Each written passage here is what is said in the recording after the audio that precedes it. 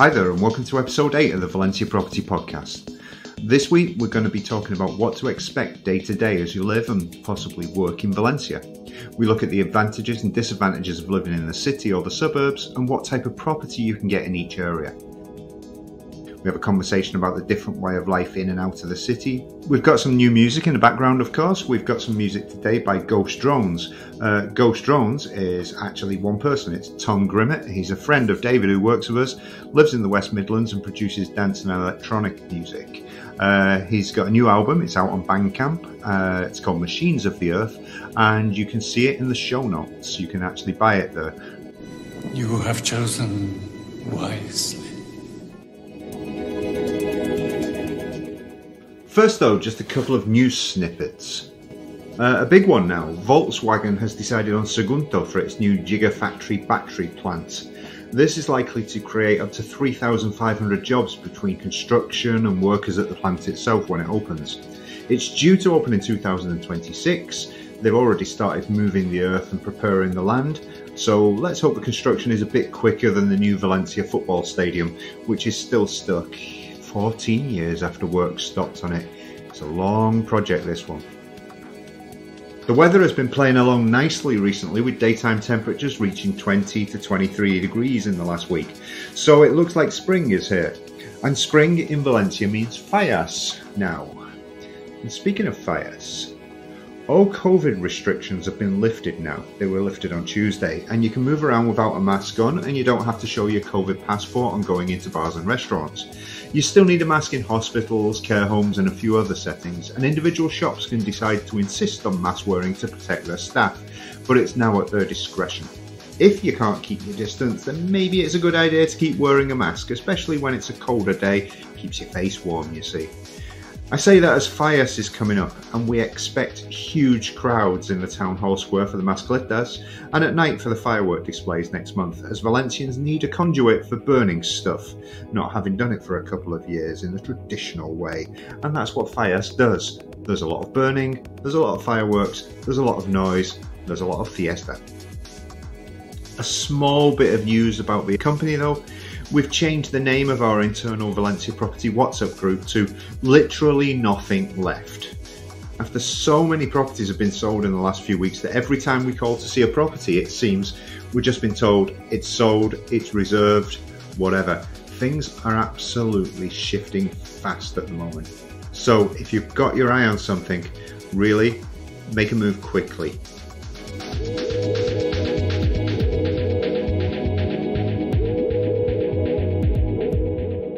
Let's get on to our lifestyle in Valencia thing.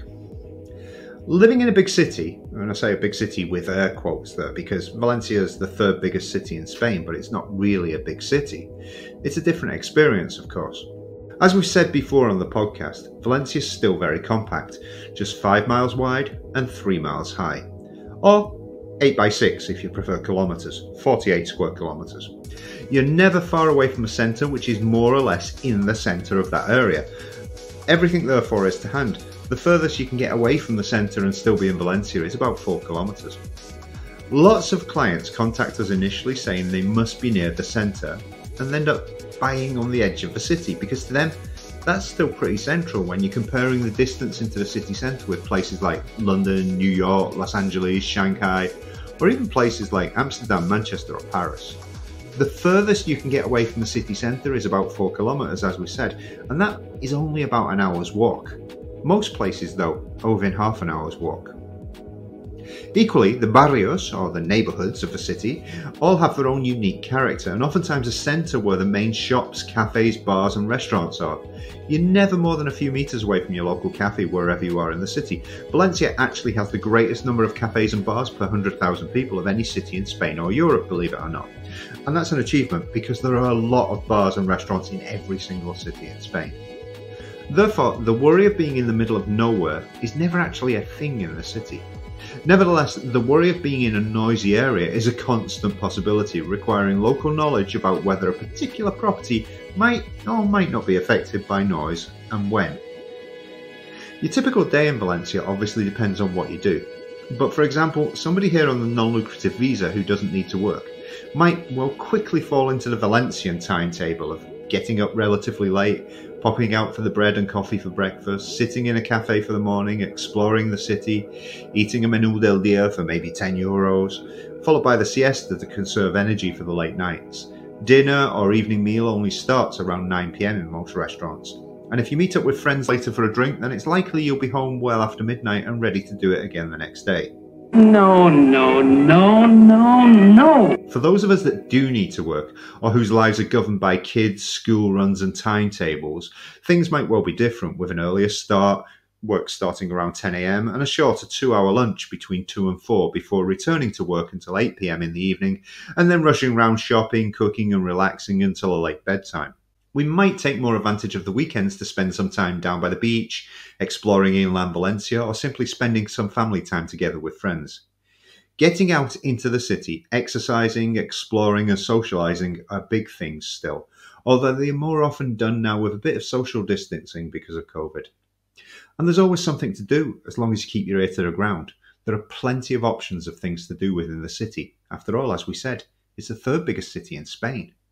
Obviously, properties in the city are mostly apartments, and outside space is at a premium. Newer builds may have shared facilities such as pools, paddle courts, squash courts and tennis, along with gyms, but older properties abound, so you need to join a gym or get yourself down to the Med or to the Riverbed Park for your exercise. There are some houses in the city, especially in the Cabanyal and Patacona areas, and in some of the neighbourhoods that used to be towns in their own right before they were absorbed into the city, such as Campanar and Benimaclet. But flats are the way to go in the city. Living outside the city and commuting is much more common these days than it was 10 years ago, but less common than it was 2 years ago. Can you figure out why? These days, with more people working from home than ever before, space in a home has become ever more important, and there has been less traffic at rush hours going into and coming out of the city. Result. However, the school runs can still add a few minutes onto your morning journey, especially on Monday mornings when people come back into the city from their country or village homes to get back into the routine of the week. Friday evenings, on the other hand, have more traffic going out to the countryside, so that Valencians can reconnect with their families and friends in villages, and more importantly, make a docking huge great paella. The best areas to live in outside of the city all have one thing in common in our opinion, and that's the ease with which you can get into schools, work and in and out of the city if required. In this we include if you're going to use your car, if you're going to use a bike, if you're going to use the bus or the metro as options. Of course, at this point I have to point out that you can find plenty of articles on our site about the best places to live around the city, with comparisons of distances to get in, or ratings for each place as a village or town and more. Make sure to click through from our recommended articles in the show notes to read them. Life is different living outside the city and not in one of the villages, of course, because you depend much more on your car, bike or electric scooter to get around. When you get home and realise that you've forgotten to buy the milk, then you have to really need milk, because you may have to travel 10 minutes in the car and need to park before you can buy some. In the city, you can just pop down to the street and a supermarket or corner shop will be within a couple of 100 metres. That's also true if you live in a village or town. But if you live in your own house on its own grounds outside the town, for example in Liria, you can be up to 10 kilometres away from the town itself and still be in Liria. That takes about 10 to 15 minutes in the car. If you have kids, the further you are away from the school where your children attend, the longer you spend each day as a taxi, of course. Half an hour to school during the school run becomes 2 hours a day in the car to take and pick up your kid, and car sharing has mostly disappeared due to COVID. You can also choose a place on one of the school bus routes if they are in one of the international or private schools, and you get rid of your job as a taxi.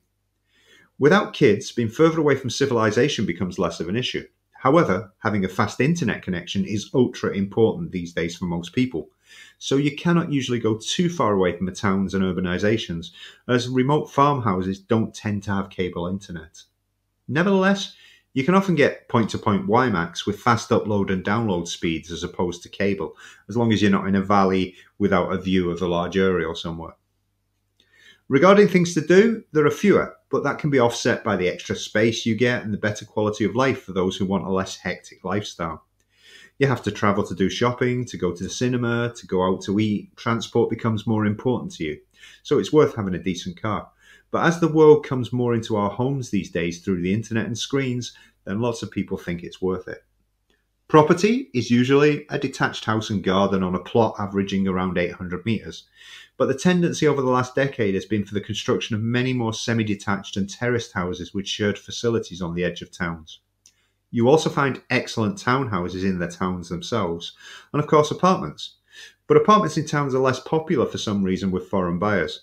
And I say for some reason as the prices are often excellent. But once people get out of the city itself, they tend to want more space and expect outside space for their money too. So penthouse apartments, they're quite popular, but other apartments not so much. Before we get onto our conversation about whether it's better in our opinion to live inside or outside the city, we're going to talk about our listener questions this week. We've just got 2 this week because they're actually quite long answers that we give for this. Why don't you do something to help me? Firstly, I spoke with Vicky this week. She's a potential buyer from the UK about her visa options for people from outside the EU. Remember, the UK is now outside the EU. Now, I know we had an episode about this. Go back to episode 5 for more information. But she had an interesting question was about permanent residency and the difference between the golden visa and the non-lucrative visa as regards getting permanent residency. The surprising thing is you can get permanent residency quicker with the non-lucrative visa than you can with the golden visa, but there are caveats. With the non-lucrative visa, you can get permanent residency after just 5 years, whereas with the golden visa, it takes 7, 2 years initially, plus 5 more, then permanent. So why would anyone go for the golden visa when it takes longer to get permanent residency? Well, firstly, you have no obligation to be here at all during that 7-year period. Let's face it, you probably want to be here, but you have no obligation at all. If something happens in a different country, you need to go home, look after a parent or something, you keep your visa despite the fact that you're not here. With the non-lucrative visa, you have to be in Spain for over 183 days every year during the 5-year period. Also, and very importantly, with the golden visa, you can work from day 1 in Spain if you want to. You also get beneficiary of the golden visa status for your spouse, any dependent kids, and even dependent parents. Now, with both of these visas, you can get nationality after 10 years too. This requires some exams, language exams, history of Spain exams, etc., and a lot of paperwork. But if you've been here on the non-lucrative visa or on the golden visa, there's no reason not to grant nationality. Unless, of course, you fail the language and culture exams. Our second question today is from Martha, and it also tackles an issue of the golden visa, but from a different viewpoint. Have a listen. Hi, Graham. If you don't want to spend 500,000 euros for the golden visa, what would be the benefits of buying versus renting? So, the age-old question of the value of buying versus renting is interesting, of course, and that's why it's an age-old question. I remember reading years ago that everyone in the UK bought as soon as they could, whereas everyone in Germany rented, giving them greater flexibility in work and life, and this was linked to the more dynamic economy. But I don't think I buy that. I don't think it's right. Renting in Germany was very cheap compared with the UK, and so it wasn't worth renting in the UK if you could buy, because you were giving a lot of money to somebody. Renting in Germany was price controlled, so tenants had rights. In the UK, and equally in Spain, those tenant rights aren't as strong, so you could suddenly find yourself having to find a place in a market where prices may well have risen massively since you rented initially. That's the case here in Spain currently. If you're in a long-term rental with the price set years ago, then you stay. However bad the flat is, you often stay. Because moving might mean a doubling of your rent to find a comparable place, and people don't want to do that. That's why you sometimes find places to buy for a song, but with tenant. That tenant may have the right to be there until they move on or pass away. In a market that are rising, it seems logical to buy, as you can get a mortgage at a very low percentage rate currently and pay less than you are paying out in rent.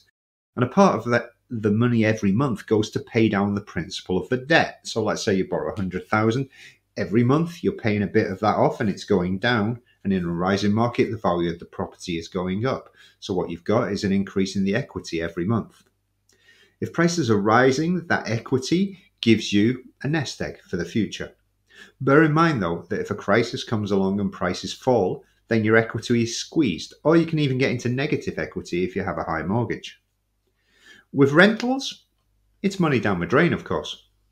paying off somebody else's mortgage or increasing their net worth while the property value rises, although on the plus side, you don't tend to have as many costs. If the boiler packs in, then in theory it's the owner's cost, it's not yours as a tenant. If the roof needs fixing after a storm, it's also on the owner, not the tenant. But as a tenant, you do tend to get wet until the owner decides to get the thing fixed, and that can take some time. Currently, there is hardly anything in Valencia to rent, so finding a good place is difficult. In Martha's case, I know she has a decent place because, well, I found it for her before she arrived here from the USA with her family, and we did it using video calls and chats.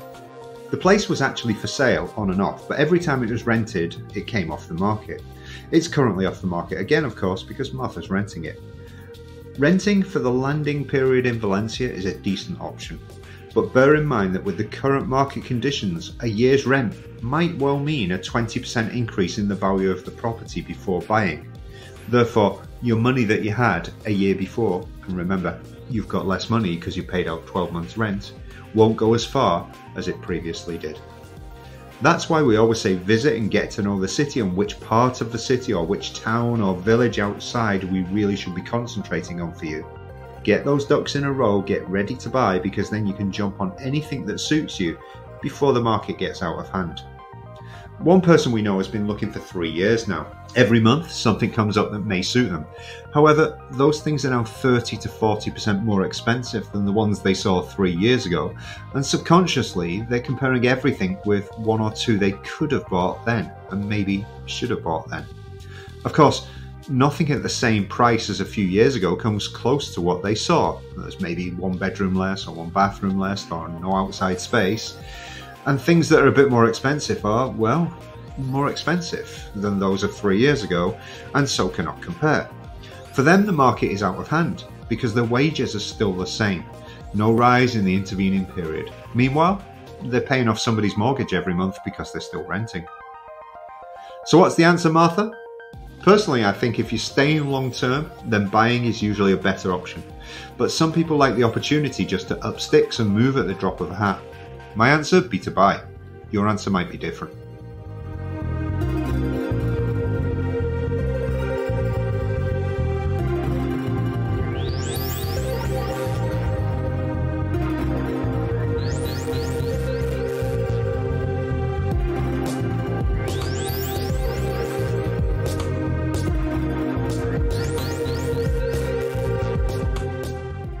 Okay, so in the podcast today we said we're going to have a conversation about the differences between living in the city and outside the city, and so we've got Dave, who was in the previous podcast, and we've got Jess as well, who works with us and does a lot of work down the coast in Denia, and so we've got different viewpoints about what it's like living in the city and living outside. So firstly, Dave, where do you live and why is it comfortable for your lifestyle? Okay, I am in Campanar, and we bought about 16, 17 years ago. And we were just looking at the catchment area for schools, nurseries, easy access to the city. When I work in the city, I get on the number 92 bus. It takes me 10 minutes to get to Ruth Affler, and it's very convenient for our lifestyle. And if you fall asleep on it, you finish at the beach, don't you? Yeah, it keeps going, but you get back eventually. So, was it just a lifestyle thing because of the schools and that more than anything? It was just far enough away from the in-laws not to see them every day.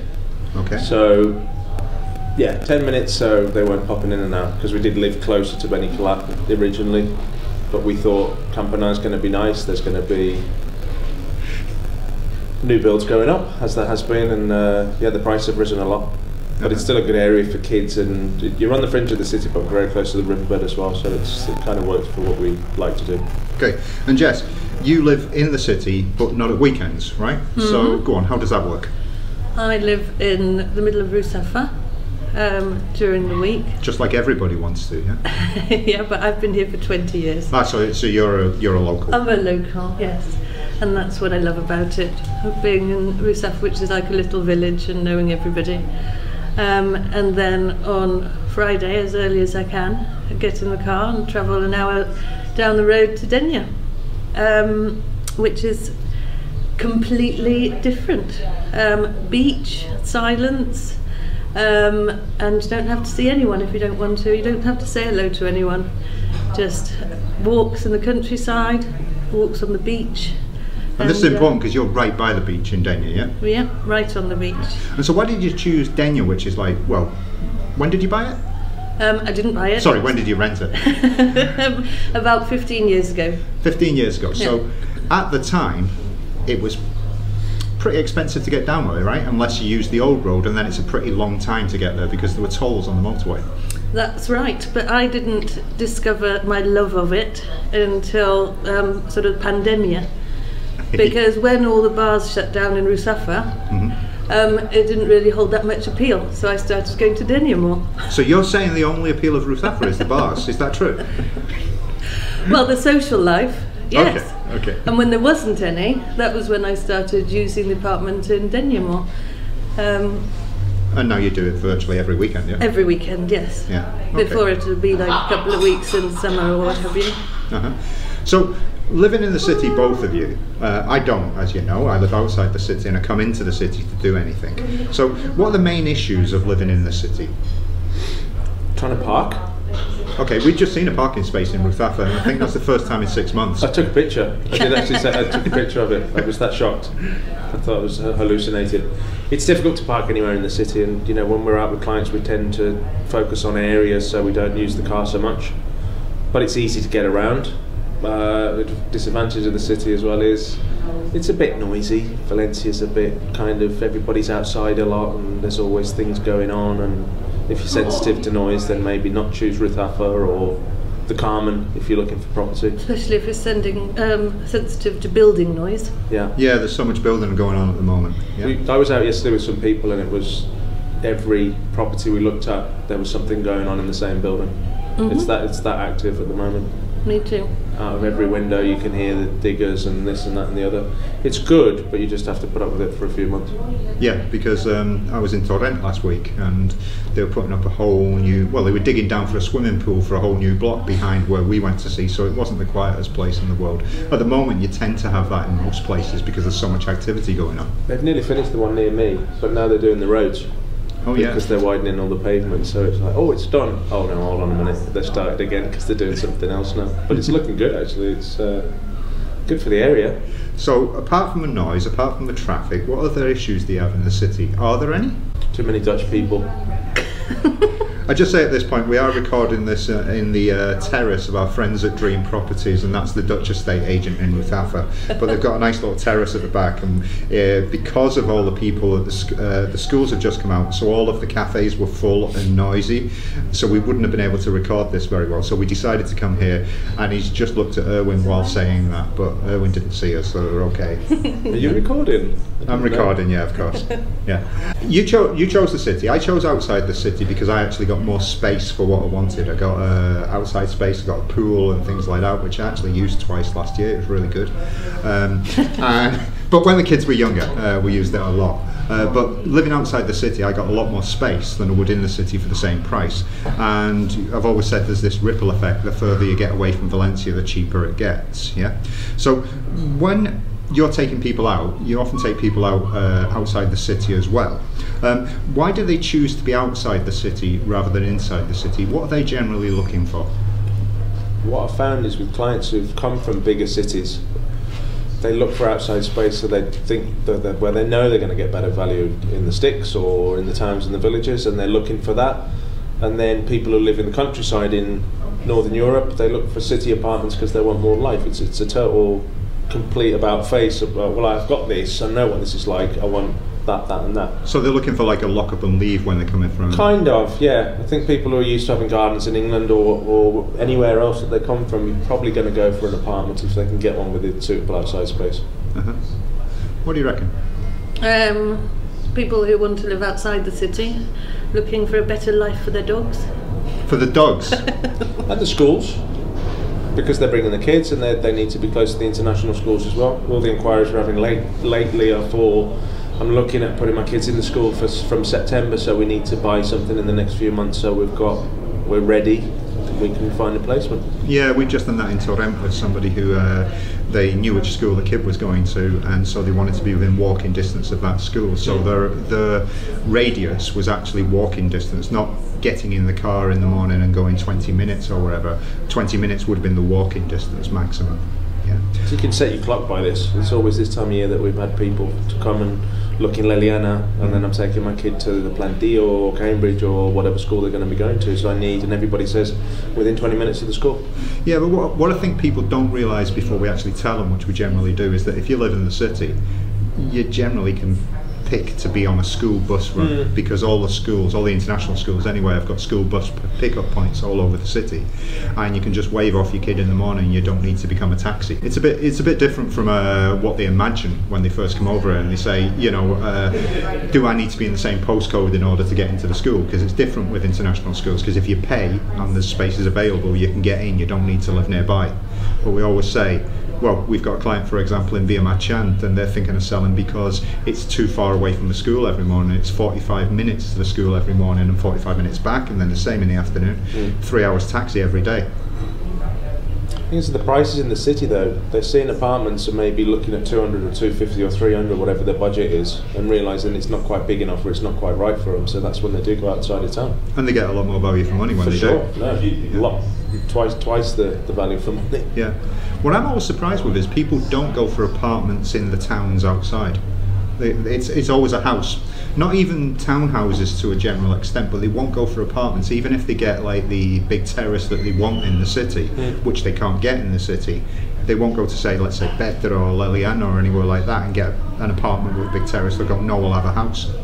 I always find that weird, because we've hardly ever sold any apartments in the towns around. We've sold a lot of houses, we've sold townhouses, but apartments, hardly ever. Denia's a bit different though, isn't it? Denia is very different from other coastal towns because it's all year round. Which is unusual around it, isn't it? Mm-hmm. And we've have had a client buy a townhouse there. Mm-hmm. Hello, Mark. Yes. He listens, by the way. Hello, Mark. So in Denia, you either buy an apartment or a house in the country, and people do buy apartments in Denia, even though it's a town. Because generally they'll get a terrace, let's say, with sea views or something, which you can't get in a lot of places, yeah? There's a lot more beach, yes. Yes. And the other thing, of course, is that we've recently just sold a house down there for someone who wanted... Well, they didn't want to spend as much as they did. Eventually they spent 500,000 because of the legalities of the places that they were looking that were cheaper, yeah? Yeah. So what was the problem there? Anything under that price range, because it's quite expensive in Denia to buy property, because there isn't a lot of it and it's illegal to construct, as we found out with their first choice, that half of the building was illegal and there was no way to legalise it because it was being built on national parkland. Yeah, that was good of it. So then as soon as you increase your budget, then you find legal properties with water, with electric, etc. Yeah. Indeed. I lived in Denia 20 years ago when I first came to Spain. It was really sleepy and very seasonal. And the last few times I've been there, I'm really surprised, and it's great. And I always say to people as well, if I had to choose to buy anywhere on the coast, it'd certainly be there. I think because the boats to the islands as well, and it's just a town there's always something going on. It's really vibrant. And the restaurants are great, and there's so much competition that the quality is always good. And Moreira's beautiful, but it's too slow and too quiet. And Javier's really expensive, and it's a bit of an expat enclave. Denia ticks the boxes because it's got a good mix. Yeah, good mix of locals and sophisticated. Yeah. Well, it's got younger people as well, hasn't it? Which, for example, I'd say Javier, for example, has got an older population. You know, we usually use the term God's waiting room for Javier, but Denia's actually got things happening. Mm-hmm. Yeah. It's got jobs and industry, and it's a proper town. Yeah. The ferries to the Balearic Islands helps massively. There's so many people going through all the time, and that's the reason, isn't it? It's for the work. People live there seasonally and also all year round as well. But 20 years ago, it would just shut down in October. Like most of the coastal towns. Yeah. It's great. Denia's a really nice place now. Coming back closer to Valencia, though, if you're looking at places that give you the access into the town, I mean, I live in La Pobla Vallbona, so coming in to do this interview this afternoon, it took me 20 minutes to pick you up on the edge of the city, another 10 minutes and we're parked in the centre, so it's half an hour into the centre. So within that range of half an hour, we've got quite a few towns and villages which people like to go to. Now obviously we've got Leliana, which is very popular. We've got Nácara, which is popular. And maybe just on the edge of that is Via Marchant, which is quite popular because the prices tend to be quite a bit lower in Via Marchant than Leliana, for example, and quite a bit lower in Nácara than Leliana. So what other towns do you think are good to look at least? Well, there was the article that I sent in our little WhatsApp group yesterday about the Volkswagen factory, or what would you call that? The Gigafactory. I've actually mentioned that in the news in the podcast. In Sagunt. So there could be a massive injection of people looking at properties there. So it's certainly an area where you think it's going to improve. Sagunt itself is nice. Sagunt or the beach, maybe not so much, but you know, it's not too far from Valencia. And I've just had inquiries, just looking at my phone right now, for Port Supplier. Yeah. All of a sudden, we're getting inquiries for Port Supplier because they're seeing stuff in Cabanyal. It's so expensive. Patagonia for me is too sterile, and people say, "Oh, what do you think of Port Supplier?" Yeah. And we used to think it's not great and it dies in the winter, but actually all year round it's really good now because it's got people there all year now. It's been forced out into the outskirts. I went to see a place there the other day with Gav, and it was a whole house. It's similar to my house. It's like on 3 floors, but it did have a basement as well. We're looking at potential. It had 3 living rooms rather than 4 bedrooms for some reason. Yeah, it had 3 living rooms, but it had its own little terrace at the back, which overlooked the marina and things, and it was like 550. And that, you know, if for someone who's looking for the golden visa, you get a lot more for your money there than you would, say, in a penthouse in Valencia now. Yeah. But the whole Horta Norte area up to Sagunto, there's plenty of great townhouses around there, which are really, really cheap.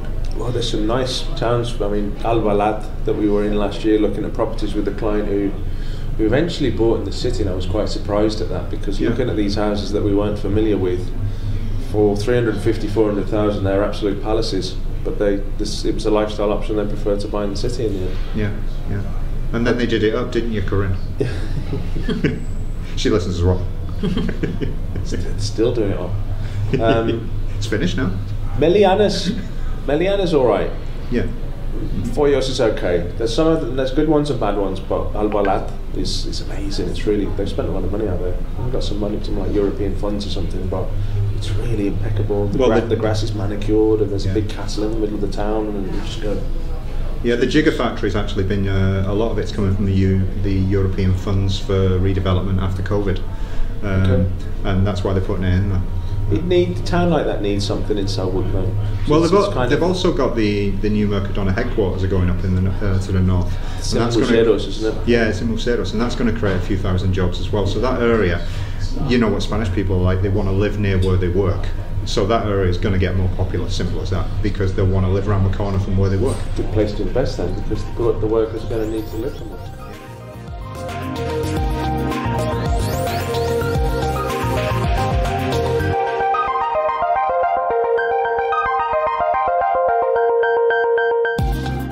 A recommended video this week.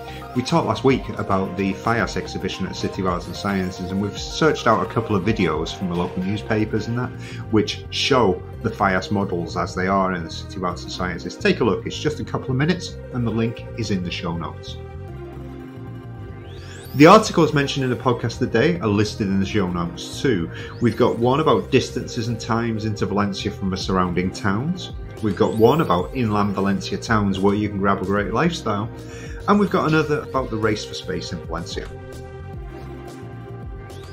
Our recommended property this week? Well, we love a lot of the little towns around Valencia in the beautiful interior countryside. And one of the most beautiful places is Sot Pechera. A boat hole in this lovely little village for your weekend getaways can be got for as little as €40,000. Take a look on the website to see our latest listings, and in the show notes we have a link to a small townhouse for just €40,000. It's a really nice place to get away from for the weekend, and also I'm sure you'll be able to rent it out to friends and family who want to get away as well. That's it for this week. We hope you enjoyed it again, and if you've got any questions, remember to send them in with the voice note and we'll answer them in future episodes. Thank you for the music to Ghost Drones, to Kevin MacLeod, and to Another Brick. And don't forget our competition, which we're running at the moment to win the 2 books, one about graffitis in Valencia and the other about a visit by Robert Frank in 1952. They're excellent prizes. All you need to do to win is answer the 4 questions in the last podcast, listen back so you can hear the questions, Give us a good review, share the podcast on social media, and send us an email telling us what you've done. We had some really good reviews so far, and we've had some brilliant feedback off people, and we'd like to thank everyone for it. Wait, not so fast! This has been a podcast from Valencia Property. You can find us on our homepage at www.valencia-property.com. Also, if you put a / and new onto that, you'll get our blog, but you can find it on the homepage anyway. You can get in touch with us on information@valencia-property.com, or you can find us on social media. We're on Facebook, of course, Valencia Property. We're on Twitter, that's Greyhunt, Grahunt, and you can also find us on Instagram. Wherever you find us, we hope to see you in Valencia soon. Goodbye!